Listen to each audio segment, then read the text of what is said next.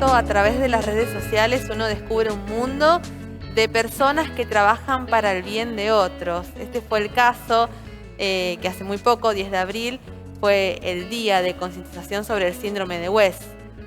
Revisando en las redes, contacté con una fundación, voy a decir bien, Fundación de Hemisferoctomía, Fundemi, que es una organización no gubernamental que funciona en nuestro país desde el 2018 y fue fundada por dos personas, María Bertone y Juan Manuel Joaquín. En este momento estamos en contacto a través de videollamada con María. Muy buenas tardes, María. Un gusto que te puedas comunicar con nosotros para toda la provincia del Chaco. ¿Cómo estás?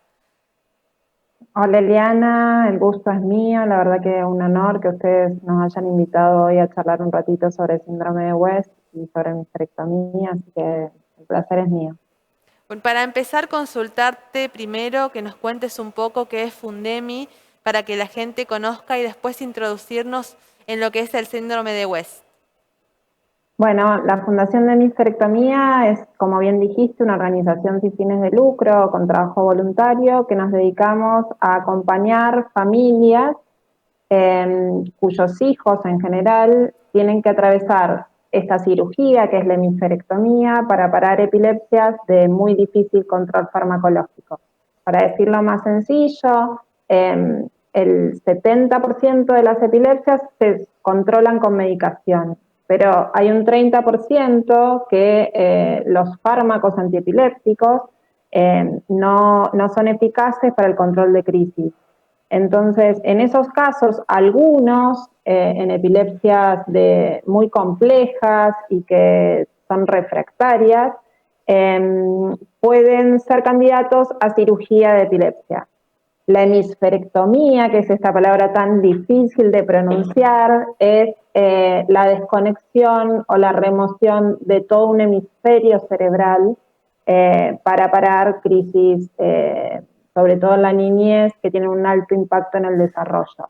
En palabras muy sencillas, se desconecta la mitad del cerebro del niño, del bebé o del joven adulto, porque bueno, es la manera más efectiva de que esa persona deje de tener crisis todos los días. Contanos, y vamos a introducirnos ahora sí, cómo trabajan ustedes y introducirnos en esto que es el síndrome de West para explicarnos y que la gente que está acompañándonos durante la tarde de nuestra salud sepan y conozcan. Bueno, el síndrome de West es una encefalopatía epiléptica, una epilepsia, cuyos algunos casos pueden ser candidatos a cirugía. Entonces, viendo que el 10 de abril es el Día Mundial del Síndrome de West, nos parecía importante realizar una acción dentro de esta pandemia en la cual nos encontramos todos y bueno, nosotros trabajamos muy estrechamente con el doctor Caraballo, que es el jefe de neurología del Hospital Garrahan, y a raíz de que el año pasado la Ciudad de Buenos Aires, la legislatura porteña había sancionado la adhesión al Día Mundial, nos parecía interesante cruzar la voz del diputado que presentó el proyecto y que el doctor Caraballo pueda acercarse a las familias para, bueno, compartir generosamente su sapiencia sobre el síndrome. Creo que es una de las voces autorizadas más importantes en la región. Y el síndrome de West, para resumirlo muy sencillo, es una encefalopatía epiléptica que se presenta en los lactantes, en bebés, alrededor antes del año, puede haber algún caso antes del año y medio, y tiene tres características muy concretas, pero a veces muy difíciles de reconocer, que son espasmos, las crisis se manifiestan en espasmos, que pueden ser en flexión o en extensión. En un bebé, imagínate que son como movimientos muy sutiles de contracción de los miembros superiores e inferiores. En el trazado epiléptico, cuando se hace un electroencefalograma, se ve una hiposarritmia que confirma el diagnóstico y como tiene un alto impacto en el desarrollo de ese niño, hay un retraso psicomotor asociado. Entonces, lo importante es que, como decía el neurólogo anterior, que tan interesante fue su charla, en este caso la epilepsia también el tiempo es cerebro. Cuanto antes se diagnostique ese bebé y cuanto antes esa mamá logre tener un diagnóstico preciso, el tratamiento puede ser mucho más eficaz que si se demora un tiempo y la epilepsia sigue desarrollándose. María, este síndrome está dentro de los grupos de las consideradas enfermedades poco frecuentes. El síndrome de West es una enfermedad poco frecuente, tiene una incidencia porque los datos estadísticos, además en nuestros países en desarrollo, se multiplican. Como bien decía el doctor, el ACV, por ejemplo, que se puede dar en bebés, todo esto que contó el doctor, también lo podemos trasladar a los bebés en el embarazo, que también sufren ACV. Como hay una mayor incidencia de este tipo de enfermedades en los lactantes, también aumentan los datos, pero la incidencia que se estima es de 1 a 4 en 10.000 nacidos vivos, o sea, es una enfermedad poco frecuente. Fundemi pertenece a la Federación Argentina de Enfermedades Poco Frecuentes, que es FADEPOC, pero, y aunque parezca contradictorio, el síndrome de West es una de las epilepsias más comunes en bebés y recién nacidos. O sea, es una enfermedad poco frecuente para la población en general, pero para los neurólogos es un síndrome que se ve comúnmente.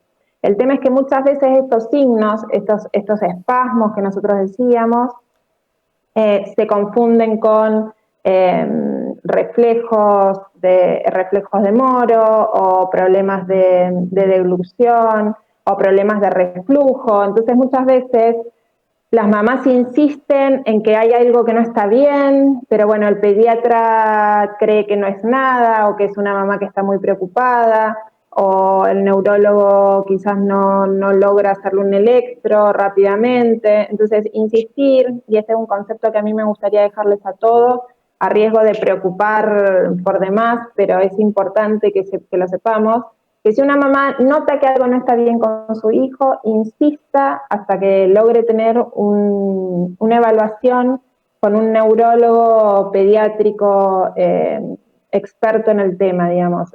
A veces la atención primaria del pediatra o en los hospitales, a veces pasa que por desconocimiento, lamentablemente, le dicen a esa mamá que su hijo no tiene nada, o usted es una mamá sobrepreocupada, o usted es una mamá que está muy encima de su bebé, y en realidad sí pasa algo. Lo que pasa es que tiene una manifestación tan sutil que a veces se pierden 1, 2, 3 meses que son vitales para que después el tratamiento sí sea efectivo para ese bebé y bueno, y toda la familia. Muchísimas gracias, María.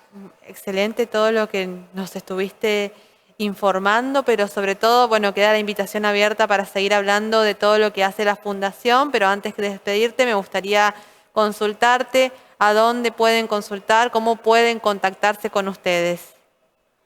Nosotros tenemos una página web que es muy bien, lo están poniendo ahí en el graph, www.fundemi.org. Tenemos un mail que es info@fundemi.org, y en las redes sociales estamos en Facebook, en Twitter, en Instagram. Hoy la verdad que gracias a la tecnología que nos permite charlar con vos, pero también nos permite que a 2 clics nos encontremos y veamos la forma de ayudar si hay alguna familia que necesite. Bueno, como ya queda, te hago pública la invitación para seguir hablando regularmente de todo lo que ustedes abarcan y cómo trabajan también con las familias y los pacientes. Bueno, muchísimas gracias y estamos a tu disposición cuando quieras. Muchísimas gracias, hasta luego. Me encanta hablar de este tipo de cosas, lo saben, conocer estas fundaciones, su trabajo y por supuesto introducirnos y saber más de estas enfermedades poco frecuentes. Recién conocíamos a Fundemi, si podemos compartir, ahí están en el graph, donde se pueden comunicar, donde pueden ingresar. Ellos brindan ayuda, contención, apoyo a pacientes y familias que se van a enfrentar a lo que decía ella. Voy a leerlo porque es una palabra difícil. Hemisferoctomía. Así que ya saben, Fundación Fundemi, Fundación de Hemisferoctomía, funciona acá en la Argentina. Trabaja con varios países de alrededor, así que Ya saben, para toda la provincia se comunican con María y enseguida le responden las redes sociales. Yo los invito a compartir la entrevista que hicieron esta mañana mis compañeros Laura Cantero y Facundo Gaona a la doctora Gabriela Peña. Ella es presidente de la Sociedad Argentina de Pediatría Filial Chaco.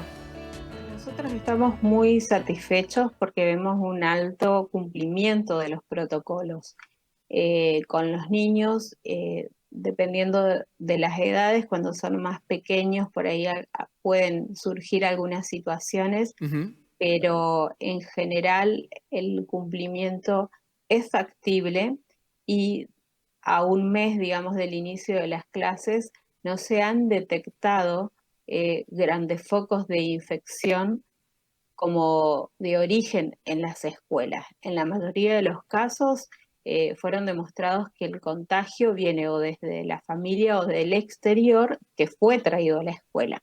Entonces, esto condice con lo que decían las publicaciones que surgieron al respecto, en donde el porcentaje de infección que ocurre en un colegio es el mismo el riesgo que ocurre en una infección en el ámbito comunitario, o sea, la escuela no es un lugar de contagio mayor al que se da por convivir en comunidad. Chicos, todos, sin excepción, felicidad.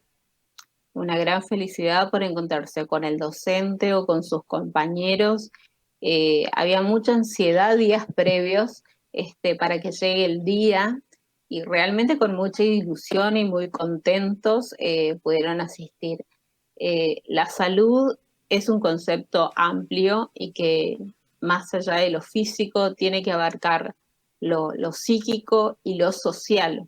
Entonces, la escuela es saludable porque nos aporta todo eso que además necesitamos en lo que es la socialización, el desarrollo con pares, con superiores, y es saludable desde todos esos aspectos.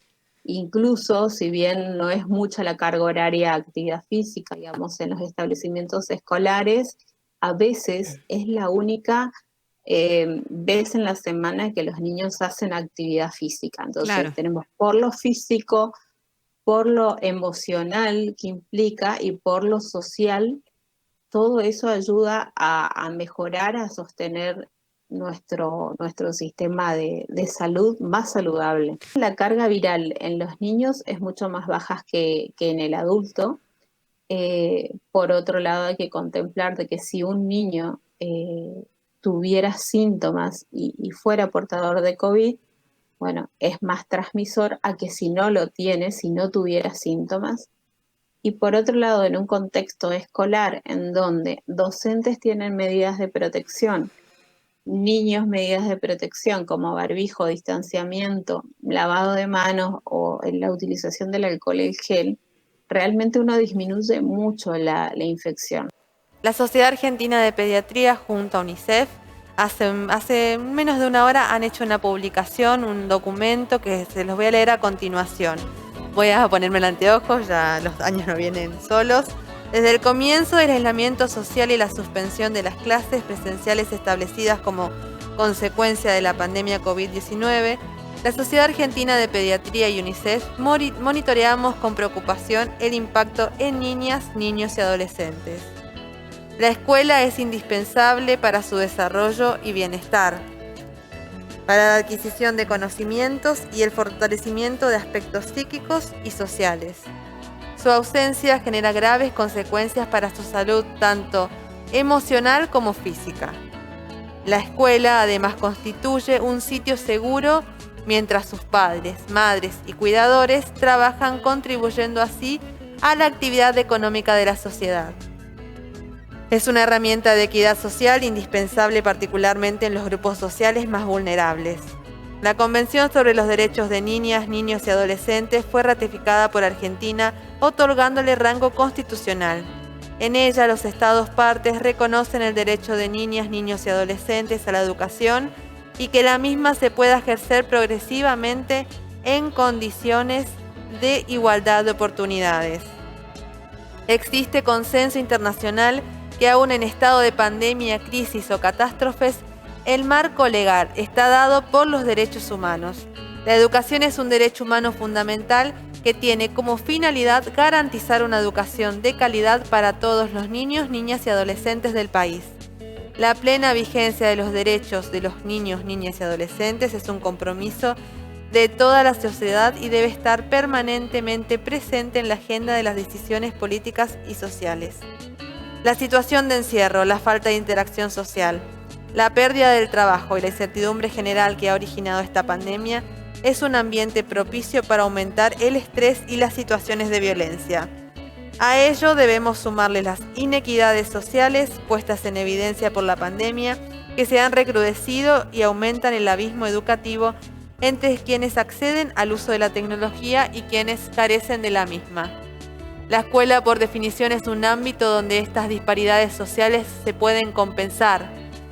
Es en este contexto, por la educación no se puede ver relegada ni los derechos de los niños y las niñas anulados. La escuela educa, crea lazos sociales, alimenta de refugio, democratiza conocimientos, orienta y contiene. La escuela habilita un espacio y constituye un tiempo que crea libertad e igualdad. Su irrupción tiene consecuencias graves a corto y largo plazo para las economías y sociedades. Cuanto más tiempo las infancias y adolescencias, especialmente aquellas en condiciones de vulnerabilidad, dejen de asistir a las escuelas, menos probable es que regresen. La Sociedad Argentina de Pediatría y UNICEF adhieren a las palabras del Secretario General de las Naciones Unidas para que nadie quede atrás y acompañan los Objetivos de Desarrollo Sustentable para el 2030, que prioriza la educación entre otros derechos. Hemos trabajado en forma ininterrumpida en los últimos meses con todas las autoridades sanitarias y educativas en la generación de ambientes seguros en las escuelas hacia una presencialidad cuidada y controlada.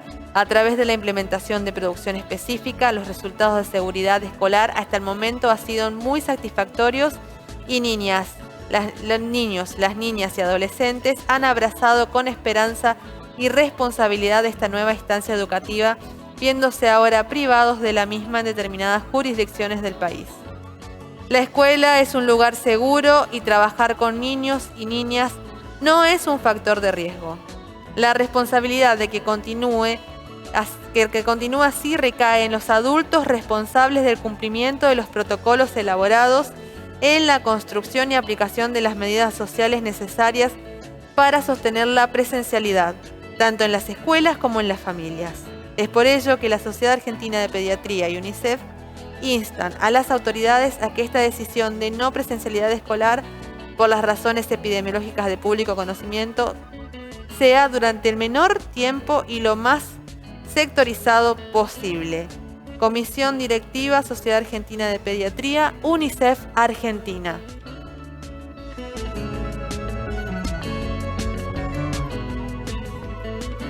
Es responsabilidad de los adultos, de las personas, que seamos conscientes y sepamos que el uso de barbijo, lavado frecuente de manos, distanciamiento social son las medidas preventivas necesarias para que este virus no se siga propagando. Nos cansamos de decirlo. Por favor, sean responsables. Los chicos necesitan acceder a la educación, necesitan continuar con la escuela y sobre todo que todos tengan la misma oportunidad, la misma igualdad de condiciones. Vamos a una pequeña pausa, ya regresamos.